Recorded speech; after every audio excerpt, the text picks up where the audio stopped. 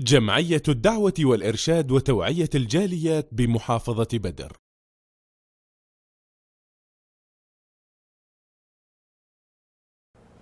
আসসালামু আলাইকুম ওয়া রাহমাতুল্লাহি ওয়া বারাকাতুহু। আলহামদুলিল্লাহ ওয়া উসাল্লি ওয়া উসাল্লিমু আলা খাইরি খালকিল্লাহ মুহাম্মদ ইবনে আবদুল্লাহ ওয়া আলা আলিহি ওয়া সাহবিহি ওয়া মান ওয়ালা ওয়া বাদ।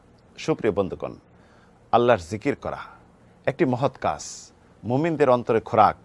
মুমিনরা এই দ্বারা মনকে প্রশান্ত করে, আল্লাহ রাব্বুল আলামিনকে সন্তুষ্ট করে। আল্লাহ রাব্বুল আলামিন তাই ইরশাদ করেছেন, আলা বিযিকরিল্লাহি তাতমাইন্নুল কুলুব। জেনে রাখো আল্লাহর জিকিরে মনে প্রশান্তি আসে। রাসূল সাল্লাল্লাহু আলাইহি ওয়াসাল্লামকে এক ব্যক্তি বললেন, ইয়া রাসূলুল্লাহ, ইসলামিক বিধিবিধান তো অনেক রয়েছে, আমাকে এমন একটি বলে দিন যেটা আমি সব সময় করতে পারি, সহজেই করতে পারি। রাসূলুল্লাহ বলেন, লা ইয়াজালু লিসানাকা রাতাবা মিন যিকরিল্লাহ। তোমার জিহ্বা যেন সবসময় আল্লাহর জিকিরে সিক্ত থাকে, ভিজা থাকে, সবসময় যে আল্লাহকে স্মরণ করো। আল্লাহর জিকির করতে গেলে আপনার নির্দিষ্ট কোনো সময় বা নির্দিষ্ট কোনো স্থান বৈঠকের প্রয়োজন পড়ে না, যে কোনো সময় আল্লাহর জিকির করতে পারেন। মা আয়েশা রাদিয়াল্লাহু বলেন যে রাসূলুল্লাহ 24 ঘন্টা আল্লাহর জিকির করতেন। তো আল্লাহর জিকির যে করব, আল্লাহর জিকির করা, তাসবিহ করা, নির্দিষ্ট কিছু জিকির রয়েছে যেটি 5 ওয়াক্ত সালাতের পরে আমরা করি বা সকাল সন্ধ্যায় করি। আর কিছু আল্লাহর তাসবিহ জিকির রয়েছে যে কোনো সময় করতে পারি। তো দেখা যায় 5 ওয়াক্ত সালাতের পরে যে তাসবিহগুলি করি, সকাল সন্ধ্যার পর তাসবিহগুলি করি, অনেকে আছে এই তাসবিহর দানা দিয়ে আমরা পড়ি, আর অনেকে আছে এই আঙ্গুলের এইগুলি গণনা করি। তো এই নিয়ে আমাদের মাঝে মতবিরোধ। বর্তমানে অনেক ওলামাগণ যারা সহি আকীদার বিশ্বাসী দাবিদার, তারা বলে যারা এই তাসবিহর দানা দিয়ে তাসবিহ করবে তারা রাসূলের নাফরমানি করলো। তো মূলত কি এটা নাফরমানি করা হবে বা এটা কি বিদআত হবে? অসম্ভব, এটি বিদআত হতে পারে না। সব সময় জেনে রাখবেন, আঙ্গুল দিয়ে তাসবিহ করা, সুবহানাল্লাহ, আলহামদুলিল্লাহ, আল্লাহু আকবার, এই জিকিরগুলি করা, তাসবিহগুলি করা সর্বোত্তম মুস্তাহাব রাসূল সাল্লাল্লাহু আলাইহি ওয়াসাল্লাম যেটি করেছেন। আব্দুল্লাহ ইবনে আমর ইবনে আসর হাদিস, তিনি বলেন, রাআইতু রাসূলুল্লাহ সাল্লাল্লাহু আলাইহি ওয়াসাল্লাম ইয়াকিদু বিত-তাসবিহ বিল আসাবিহ। আমি রাসূলকে দেখছি রাসূল তাসবিহ করেছেন এই আঙ্গুলগুলি গণনা করে। ইয়াসিরা বিনতি ইয়াসির থেকে বর্ণিত, মহিলা সাহাবী বললেন, রাসূল সাল্লাল্লাহু আলাইহি ওয়াসাল্লাম আমাদেরকে নির্দেশ দিয়েছেন, আয়াকিদনা বিন আনামিল ফা ইন্নাহুন্না মাসউলাত ওয়া মুস্তানতিকাত।